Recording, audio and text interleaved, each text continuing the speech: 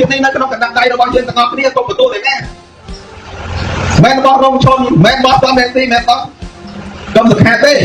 បោះយើងទាំងអស់គ្នាតាហេតុអីទៅដាក់បន្ទុកតែទៅលើពួកគាត់ធំហើយអស់ផ្ទះអស់សុបាយអស់ដៃជាប់ទុកចំពោះយើង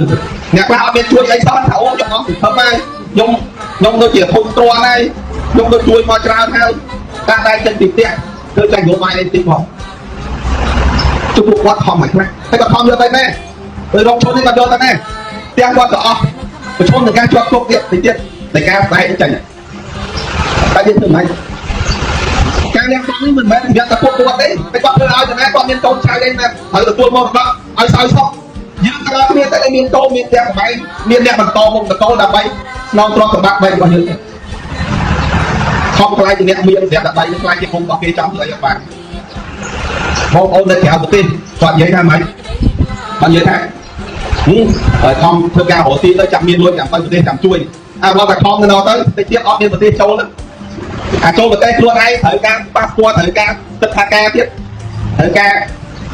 បាត់ដើម្បីចូលប្រទេសខ្លួនឯងទៀតតែយើងឈឺចាប់ទេហើយគឺខ្មែរក្រមនេះបានតែខេត្តដែលជាប់ស្រុកដែលជាប់ព្រំដែនទេតែទៅបានចូលឆ្លងគ្នាបានតែដល់យើងទៅពីទីរួមខេត្តទៅចេះតែមានប៉ាសពតហើយមានអី